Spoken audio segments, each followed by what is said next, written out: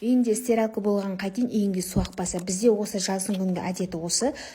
Күн ыстық болса су ақпай қалады, күн салқын кезде су ағады. Онда да керек емес кезде ағады, керек кезде ақпай қалады. Осы қанша күннен бері жиналып қалған кір, онда да бұл баланың киімінен бөлек қаншама кірлер тұр. Енді оны түнімен жуу керек, енді басқа амал жоқ. Енді баланың киетін киімі қалмаған соң амал жоқтығынан қолмен жудым. Енді салаққа деп ойлап қалмаңыздар, енді просто стиралканың суын күтіп жүрмесе сол өйстіп әйтеуір амал жоқтығынан өйстіп қолмен бәрін бүткіл баланың киімдерін қолмен жуып, шайып, одан стиралкаға салып жібердім. Сөйтіп күр жуып жатқан бойым еді, балам оянып кетті, одан стиралкаға сала салдым да. Сосын қайтадан балам қасына барып жата салдым. Және де алтын достарым, осы қазақ келінін қолдап, қолпаштап, пікірлеріңізді қалдырып, лайк басып, тіркеліп отырыңыздар. Қазақтың келіндерін қолдап, қолпаштап отырайық.